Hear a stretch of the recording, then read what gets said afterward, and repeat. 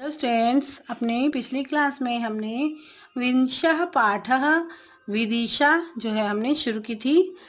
हमने विदिशा के एक पैराग्राफ को पढ़ा था। अगला पैराग्राफ है पौराणिकी कथानुरूपम है वंशीयाः राजानो अत्र राज्यं प्रकुर्वन्ति स्म। पौराणिक कथा के अनुसार है वंश के राजा यहाँ राज्य किया करते थे। आदि कविना वाल्मीकिना प्रणीतेन रामायणेन विज्ञायते यत् त्रेतायुगे शत्रुघ्नेन स्वकीयं पुत्रं सुबाहु नामानम् अत्रत्यः शासकरूपेणाभिषिच्य प्रदेशममुं स्वायत्तीकृतम् आसीत्। और आदि कवि वाल्मीकि के द्वारा रचे गए रामायण से ज्ञात होता है कि त्रेता युग में शत्रुघ्न ने अपने सुबाहु नामक के पुत्र को यहाँ के शासक के रूप में उसका राज्याभिषेक करके इस प्रदेश को अपने अधीन कर लिया था। जो शत्रुघ्न है, राम जी के भाई शत्रुघ्न, राम जी जो हैं वो 4 भाई थे, राम, लक्ष्मण, भरत और शत्रुघ्न। तो उनका राम जी के जो छोटे भाई थे, सबसे छोटे भाई, उनके पुत्र सुबाहु का राज्याभिषेक करके शत्रुघ्न ने इस राज्य को अपने अधीन कर लिया था। कवि कुलगुरुः कालिदासः गीतिकाव्ये मेघदूते पूर्वमेघे नगरीम इमां दशार्णदेशस्य राजधानीत्वेन अवर्णयत्।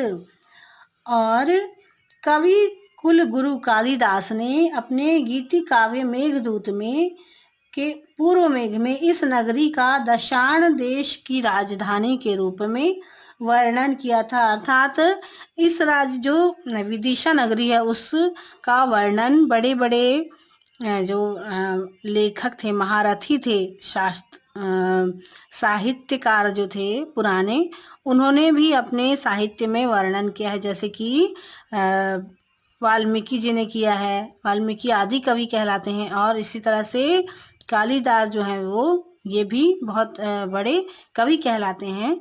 इन दोनों ने अपने अपने काव्य में इस राजधानी का वर्णन किया हुआ है।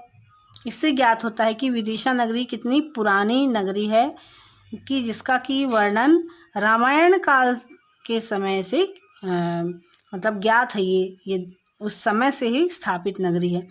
सर्वप्रथमं वयं सर्वे पुरातत्व संग्रहालयं द्रष्टुम गच्छाम। सबसे पहले हम सब पुरातत्व संग्रहालय देखने गए। तत्र कलात्मिकानां पाषाण प्रतिमानां अद्वितीयः संग्रहो विद्यते। वहाँ पर कलात्मक पत्थर की मूर्तियों का अनोखा संग्रह है। पाषाण प्रतिमान अर्थात पत्थर की प्रतिमा और कलात्मक है, जो कि बहुत कलात्मक है। इनका अद्वितीय संग्रह है। बेस नगरम इत्याख्यस्य स्थलस्योत्खनने समुपलब्धापि सामग्री वर्तते अत्रैव।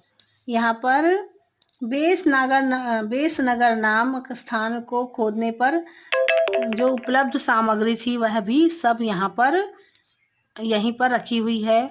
अत्र यक्षस्य ग्यारसपुरस्य शालभञ्जिकायाः सदाशिवस्य त्रिमुखिनः शिवस्य च प्रतिमाः संग्रहिता सन्ति। यहाँ पर यक्ष ग्यारसपुर के यक्ष और ग्यारसपुर के शाल भज्जिका और सदाशिव अर्थात 3 मुख वाले शिव जी की प्रतिमा है, अद्वितीय प्रतिमा है। और नगर्याः मध्ये लोहांगकी स्मारको विद्यते। और नगरी के बीच में लोहांगी स्मारक अर्थात स्मरण कराने वाला यहाँ संरक्षित। अत्र संरक्षिता शुंगकालीन शीर्षस्तंभावशेषः कलात्मक दृष्टया अपूर्वः।